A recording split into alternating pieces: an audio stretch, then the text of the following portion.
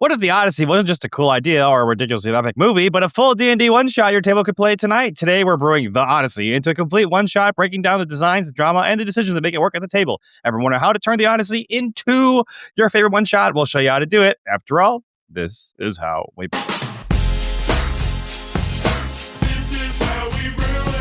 Homebrew is where the heart is. It's where dungeon masters, murder hobos, dice goblins, and chaos gremlins come together to turn big ideas into unforgettable adventures. So how do you take that spark, a setting, a villain, a mechanic, and turn it into something that actually works at the table? It's simple. We brew it. We've got 6 available categories to walk through, designed to help you build campaigns that capture the feel of your favorite worlds and IPs. And today we're talking about the Odyssey. But first today, Taylor, our sponsor is Chaotic Studios, so I'm going to challenge you to do this ad read as if you were a character from the Odyssey. Yes, because we, of course, all know what they sound like because it's a book. Yep, 100%. So we all know that they all sound exactly the same. They're all British. Yes, 100%. That's exactly what they're going to sound like. That's exactly what it sounds like. So gear up as I do my best Odysseus British accent. Hilarious. Here we go. So put yourself in the perspective. We're on a ship. It's dark. It's stormy. Poseidon's trying to kill us. And everybody's white, even though we're Greek. And everybody's white. And get ready, because I'm Odysseus and you're on the ship, okay? Yep. Prepare. It's raining. Dramatic music. It's dark. Everyone's wet. Today's episode is sponsored by Chaotic Studios. Not sponsored by Order, but by chaos. You think your campaign has enough chaos? Please. Chaotic Studios looked at normal tabletop accessories and said, what if we made them cooler? Need gorgeous dice? They've got them. Dice towers? Absolutely. Beautiful 3D minis. Custom printed creations for your table. Coasters worthy of protecting the sacred gaming table and protecting my wife, Penelope. Of course! Yeah! They even have a subscription box because apparently unleashing fresh chaos on our ship is not enough! Waves. Brr, brr. If it belongs at a tabletop, there's a decent chance they've already made it. And if they haven't, they'll probably invent it by the time we get back to Ithaca. So use our affiliate link below to get 10% off your order and help us get back to Ithaca.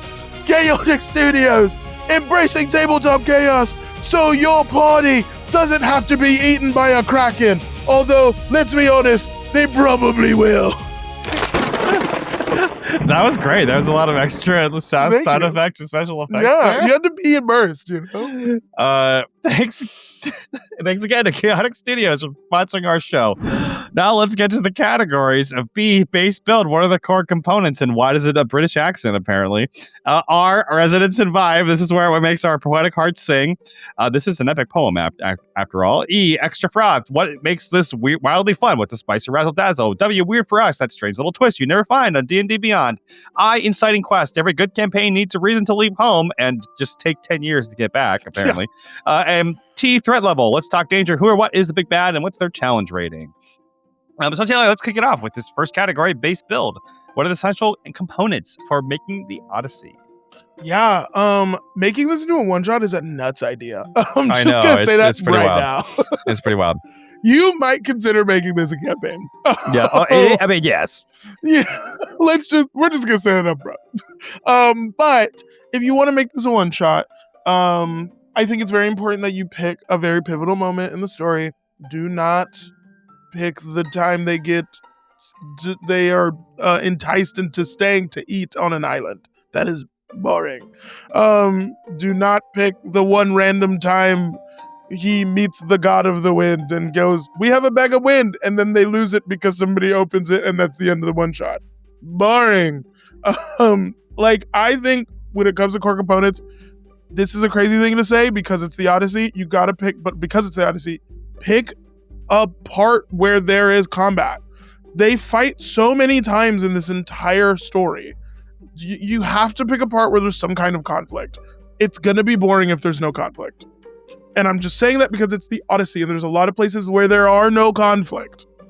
So pick apart the Cyclops, the point. There's a point where what's his face, Odysseus, the main character, where he fights Poseidon. There is a point where they get enticed and they have to break out and they have to like let somebody gets turned to pigs. I don't remember half this story.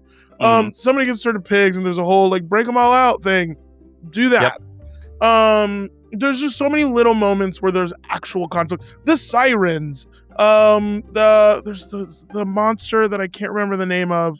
There's the Scylla and Charybdis. Yeah. Scylla. Yeah. There's that moment. Like those are very good moments to pick. Please choose one of those. Like you have to have conflict in this, or it might fall flat, in my opinion. And you can choose more than one conflict if you really want to. And have like a little bit of traveling in the middle. Sure. But that's very important to me. I think you have to have conflict in this. And then I think, crazy hot take maybe, everybody's a martial class because the gods are the ones with magic. Crazy hot take. Everybody has spears and slings. But that's just me. I don't know. Well, okay, so we're touching on some important stuff here overall, which is that in the Odyssey itself, it is a long book. And keep in mind, of course, that this was an epic poem with 24 parts and it was recited. And this is back in, like 6,000 BC or whatever, 600 BC, I don't know, long, is crazy. like 600 BC or whatever, long time ago, where like people just didn't have anything else to do. So like the poet, the bard or whatever, the rhapsodist, as the Greek scholars would probably call them, this guy is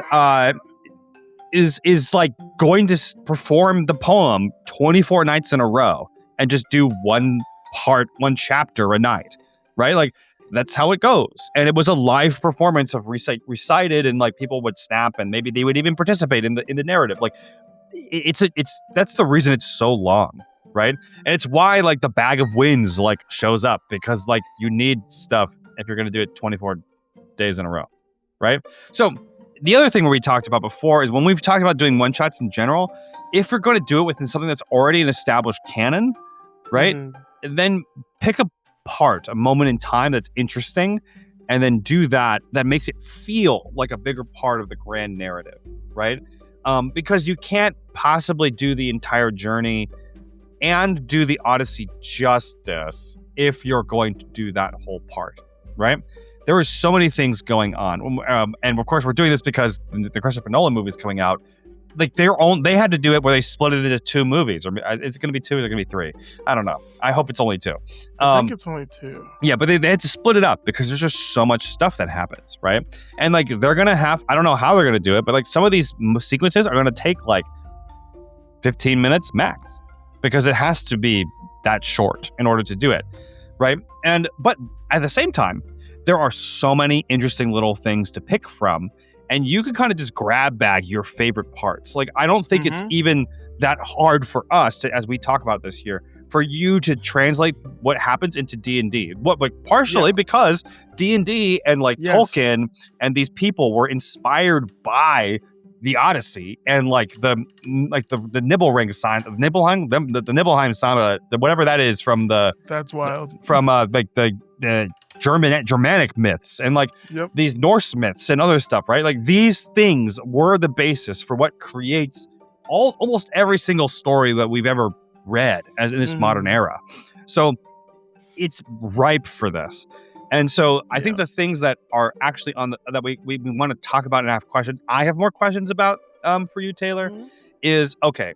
So you can just fight on the island when I think it's Cersei turns the crew into pigs and Odysseus like has to like seduce her in order to like actually convince them, please don't turn my guys into pigs. Or like, fighting Polyphemus, the Cyclops and like and all that. They hide underneath sheep. There's a lot of sheep in these things too. That you hide underneath the sheep and like they have to like figure out what blah blah blah. Like because he's kind of blinded by stuff. Like those things are just D&D encounters. You as a dungeon master should be fine. What I want to ask are stuff like, are there any good sailing mechanics and traveling mechanics we want to use? Right? Because, like, if, for example, we're going to use Scylla and Charybdis, right? Which is the giant whirlpool, and then, like, the sea serpent monster, right? Like, that encounter takes place on the water, and that is harder to run and a more complicated to run from a D&D perspective. So what do you think about that? Travel, sailing, how do we do that? So I'll be honest, not a big fan of traveling in a one-shot. Just because of time. I am a huge if you're watching our content, you will probably have figured this out by now. If not, welcome to the first one you've ever seen. Where I am not a huge fan of traveling in one shot, because I personally believe one shot should be 2 hours or less. I think that is mostly because for playability and for the desire to continue, and because of our teeny tiny attendance spans. I think it should be teeny tiny, 2 hours, like a movie. It should feel like you're playing a movie, like you're watching a movie, but you were immersed in that, right? That being said, I think travel bogs that down. Because players are players, and they will want to talk, they will want to ask questions, they want to do things while you travel. And it is hard to pull a baby away from a candy bar. So I really think no travel, but if you are going to do travel, so I'm going to put that part of my brain away for now. If you're going to do travel, I think travel mechanics, there are a lot of fun ways to do this. I threw this out in a different video. I'm big on the 3-check system. So going, okay, you travel for a certain amount of time, make a survival check as you navigate through the waters. Maybe give me a perception check to not hit a rock. Or give me an athletics check because you get through a storm all of a sudden, and then you have to pull the ropes down. Like, there are certain things that I think you can set up. I think as a dungeon master, creating travel that is exciting and where things happen is fun. So what I always like to do, and this is a little bit stolen from Between Clouds, another RPG, a TTRPG, and also a little bit stolen from Daggerheart. But environmental mishaps, or like an environmental table of being like, oh, okay, during travel, roll a d20.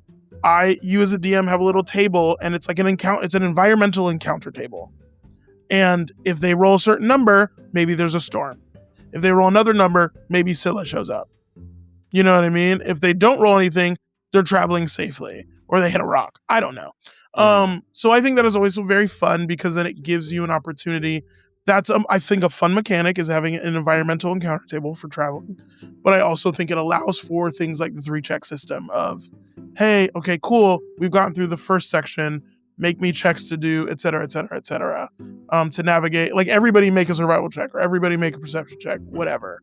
I think in that sense also you can break the ship down by, like, there's the rigging, there's the crow's nest, so the guy who's actually looking and navigating for us. There is the person who is at, I don't know how ships worked in Greek medieval, the Greek days. I don't know if if they still have, not steering wheel. What is this called? Just the wheel? Yeah. The wheel that helps you steer. I guess it's a steering wheel.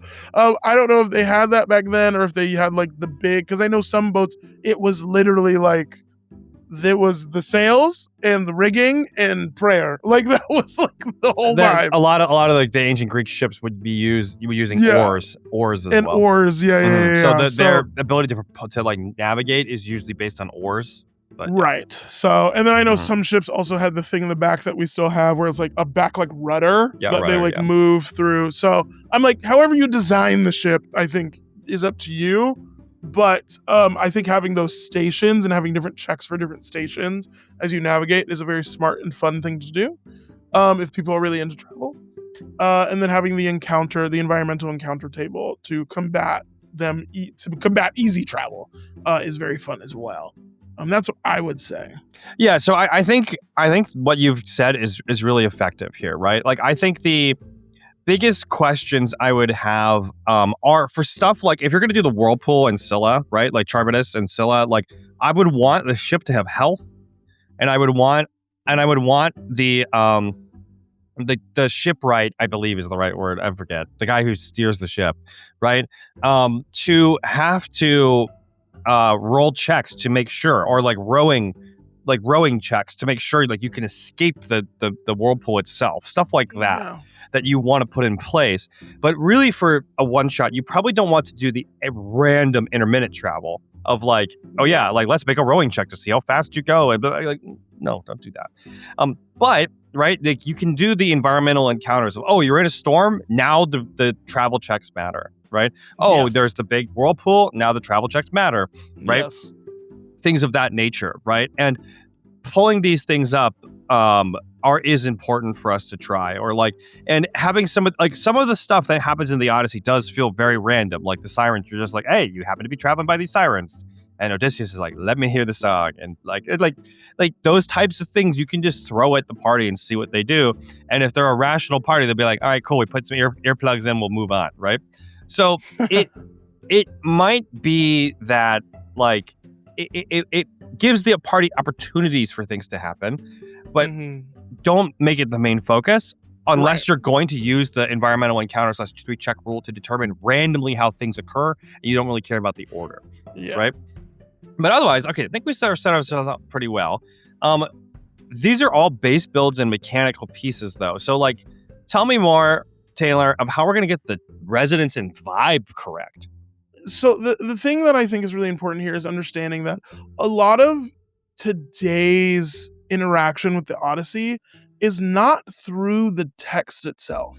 Right. It's through things like the Odyssey movie that is going to come out with Chris Nolan, or things like me coming from a musical theater world. There's a musical called Epic that came out that is, and it's an album series. It's a series of like, I want to say 6 or 7 albums. That is the full lot. Like, it's everything. And it's really good. I will say that. Love the writer who did it. Love him. Love the work he did. It's everything. It's very detailed and it's very long, but it's very beautiful. But people have their interaction with the Odyssey through things like that, through like movies, like that musical, there's another musical called Bloodline, a hip hop Odyssey that is gorgeous musical. I know the writers, great stuff. There's Percy Jackson Lightning Thief, which is an adaptation of that.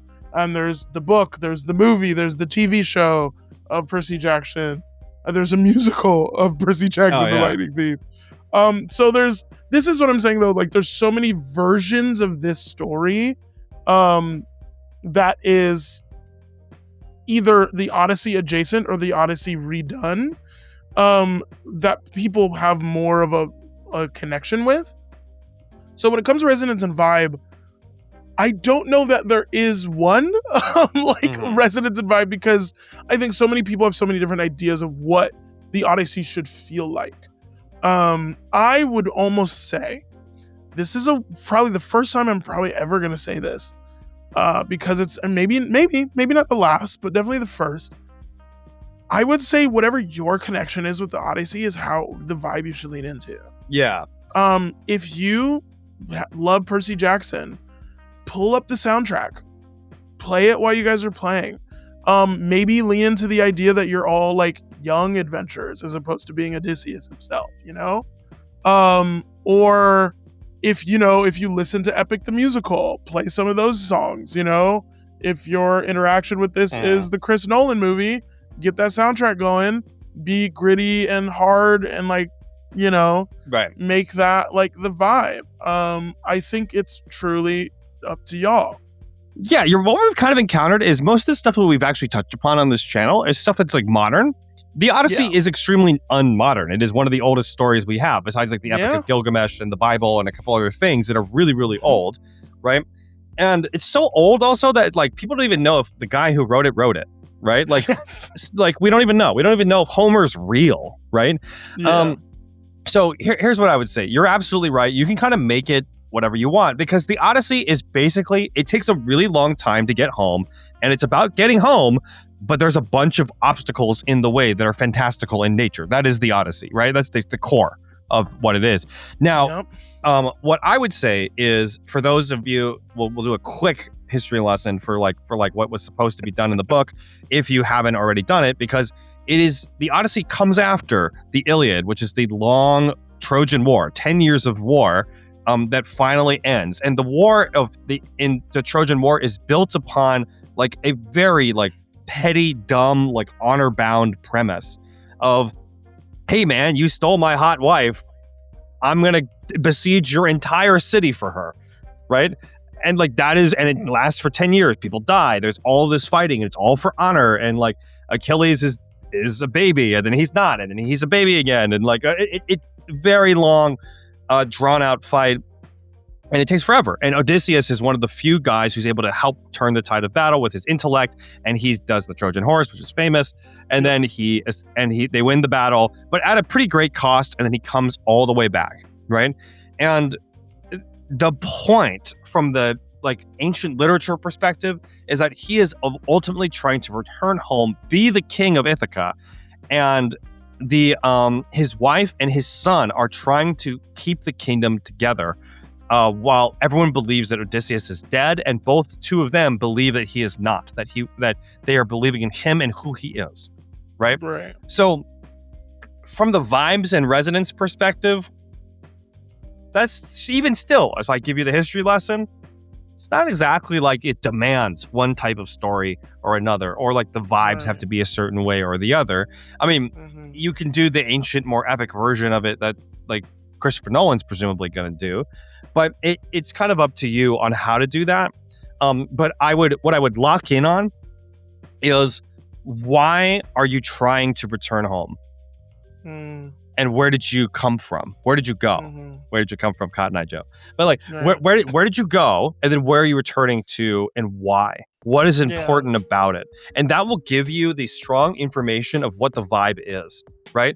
Like in the Odyssey original, it's about returning home to your family, to your kingdom, and believing that, and ultimately remaining true to those ideas and ideals. From a modern audience perspective, you can have tons of critiques for that, but that's kind of the whole ancient purpose, right? While like in Percy Jackson, the Odyssey type episodes are like, a book is like them growing up, right? And that's a story about growing up. So home is like, returning home is sort of just them growing up, right? Having changed, of course. So it depends. Any thoughts there on resonance vibe before we move on, Taylor? No, I think you hit it better than I did. Okay, cool. Let's go for extra froth and weird for us. Anything in particular here we would like to add?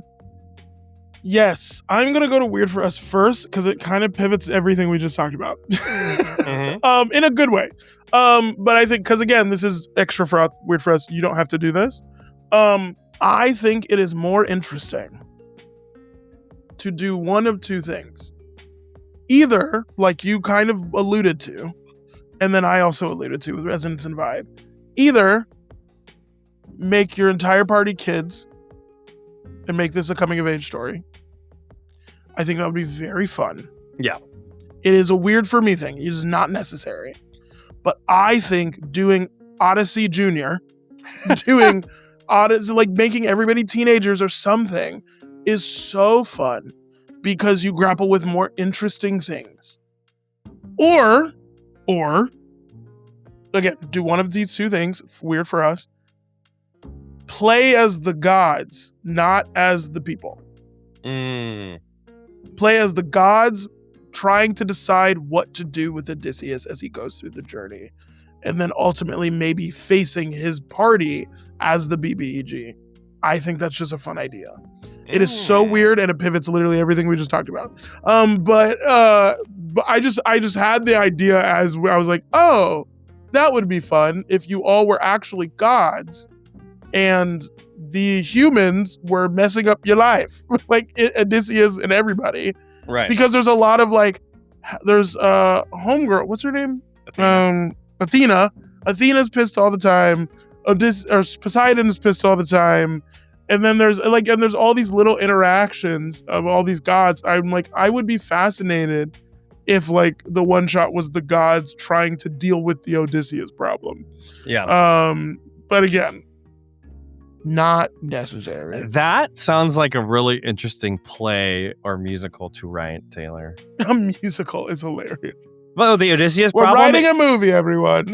The Odysseus problem sounds like a great title for a book or a movie or that is true. Thing. That is true. And then it's all the gods trying to deal with Odysseus. Then Odysseus has to be a stand-in for some sort of metaphor about something. But anyway, see, I'm thinking like it's like that's actually pretty good. Interesting. But anyway, weird for us. The more weird for us thing that is less not a musical or a play is you can just be kids or teenagers. Well, and that would be interesting. So to note, right? Yes, that Odysseus has conflict with Poseidon multiple times because for various things he does. Athena often helps Odysseus as well as Telemachus, his son. They show up a bunch of times. So the gods are intimately involved in the process, and this also happens in the Iliad as well. Like Aphrodite and Eris and all these other gods and goddesses are around to mess around with this while causing men to do their things. But for this focusing on the kids, right?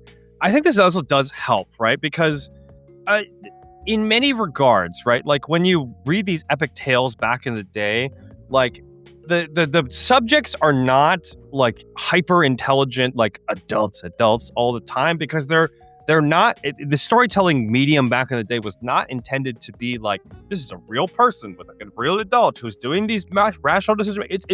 It's meant to be entertainment. It is meant to be a story. It's meant to have moral lessons and be taught. These are all oratory traditions told over and over. So like Odysseus is going to be this weird epic hero. And also again, like why does he like want to listen to the sirens? It's like because he wants to, right? Like But like for a teenager to do that though, it's like much more understandable for our modern conception, right? Like we don't think the teenager is dumb for doing the sirens, for like wanting to listen to the sirens, but like an adult, we're like, what the heck? Why are you so dumb, right? But it's that's more of our modern audience read of the text, right? True. So putting them as children actually solves that problem. We're like, oh yeah, here's it goes. So that would be very fun. I do think I would want some interesting magical items that show up, because there are ones like the Bag of Winds and other things of that nature. Yeah. What's a cool magic item we can give these kids to do their thing? Well, I'm always a fan of a deck of many things. I think that's crazy, and that seems like something a god would give to a child. Oh, 100%. Be like, here, have fun. Good luck on your journey. So deck of many things I think would be really fascinating. I'm thinking of like, what are things that a god would be like, this is chaotic enough to give you, but also it might be useful. What is like a one or two custom things we'll add to the deck of many things here? Because that's all we need to do. Like the deck of many things is the perfect magic items. I would probably replace because like one of the things in the deck of many things is like a rogue or a thief is now mad at you and is gonna follow you forever or whatever. And it's like you never encounter that person ever. Right. I think maybe switching that card out for a card that is like, I don't know, like I would try and tie all the cards to gods, like literally. Yeah. 100%. Yeah. Yeah. So it's like if you can 1-for-1 some of these cards, to be gods, that would be cool. Because like there's one that's like, oh, there's like a skeleton of death or something now is trying to fight you, or an avatar of death or whatever. That could be like a Hades card. Like that's a Hades card. So then things like, oh, someone's trying to follow you, you can exchange for, I don't know, you can exchange for like a monster shows up. Like that would be a way to get Scylla in the game, actually, is like Scylla shows up, or like a sea monster shows up and that's a Poseidon card. Oh no, these are so appropriate. I'm looking at these again too. Like I haven't looked in this in a while, but like it's like, oh hey, like this one is Uriel, the card's Medusa like vision curses you. It's Medusa. Like, oh my god. Exactly. Right? And that's not in this story, but who cares, right? Exactly. The like this type of power fates, reality's fabric unravels and spins anew, allowing you to avoid or erase one event as if it never happened. It's like wild, but like stuff that could happen within an epic poem, and also is perfect for a one shot because then you don't have to deal with the consequences. Exactly.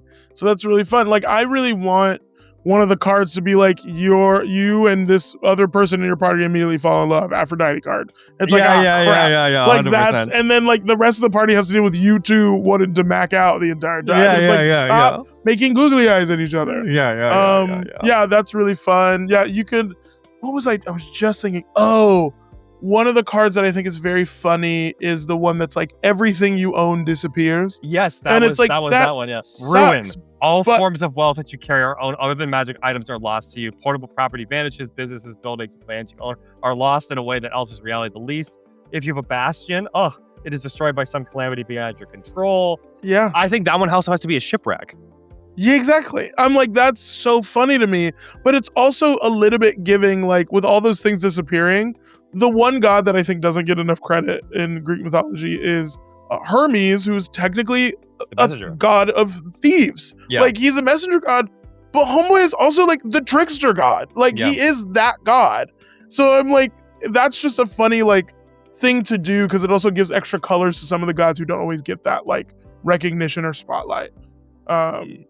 Which I think is very fun. And then you got to have some kind of Dionysus card in there somewhere, because I think that's very funny. 100%. Well, like reduce your intelligence by one. Oh, there you go. Reduce your intelligence or wisdom by 1d4. That's 100% the Dionysus card. This is Dionysus card. And add on that you were just inebriated for the rest of the game. Oh, yeah, 100%. 100%. Amazing stuff. Okay, yeah, that is awesome. That super fits my little extra product, because I wanted some sort of thing. That could be awesome. And like, there's got to be the pull the card and you just go home. Yeah, like, you're just home. And that's cool. Okay, so then let's talk about this then. If we're going to do the one shot here, what is the actual quest we're going to go on for this time period?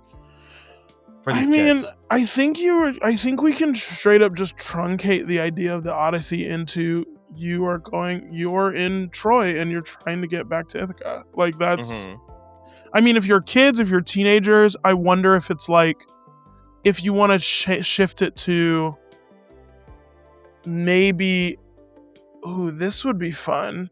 If you don't want to, if you're teenagers and we don't want to deal with the Penelope Telemachus thing, is like one of you's married to Penelope, which I think would be weird. As teenagers, I think it's fun if like one of you, either all of you are like the suitors or something. Like, you're all like the men who are supposed to marry the queen of Ithaca, or like be the princess of Ithaca. Maybe the princess is like Penelope or something.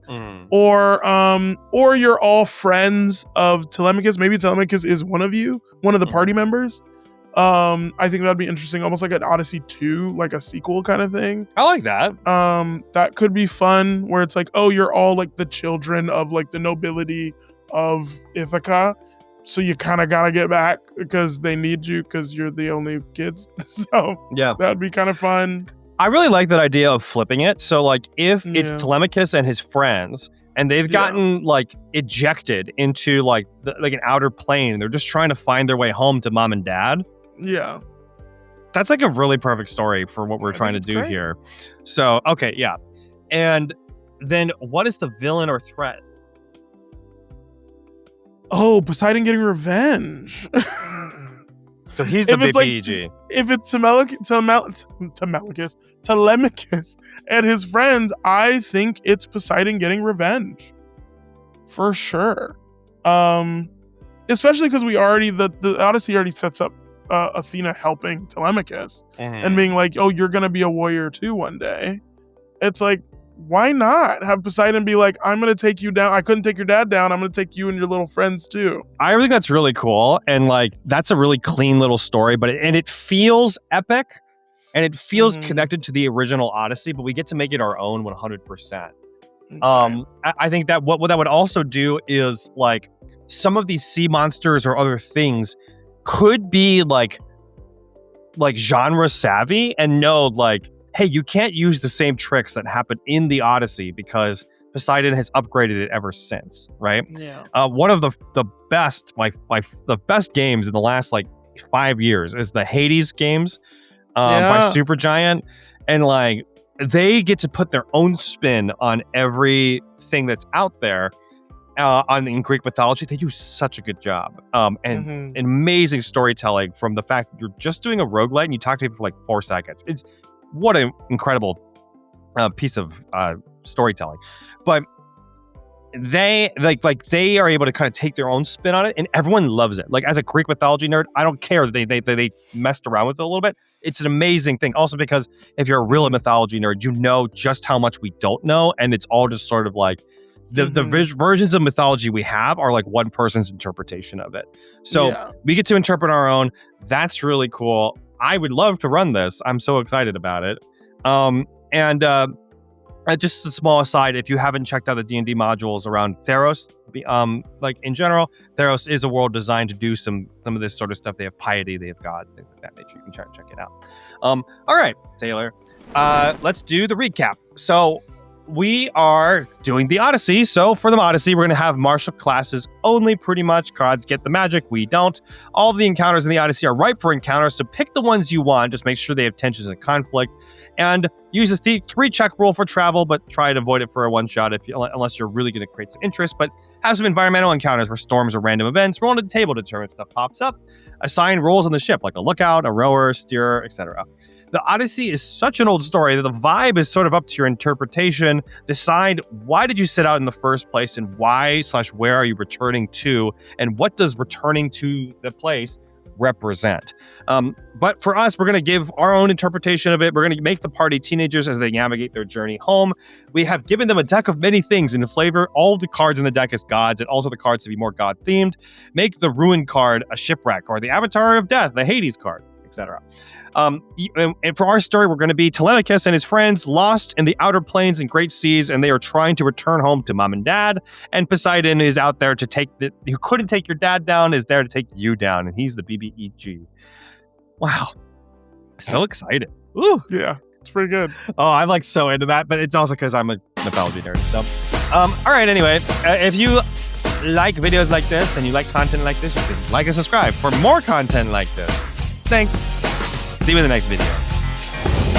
This is how we brew it. Jurassic Park, How to Train Your Dragon, The Princess Bride, Inception, Matrix, Mad Max, Fury Road, John Wick, Ghostbusters, Pokemon, Hunger Games, 28 days later. Hey there, just want to shout out to our patrons. Thanks so much for subscribing on Patreon and supporting the show. Thanks to Count Bubba, Fizz, Fedorable Will, Richard, Varner Jr., and Who's Scruffy Looking.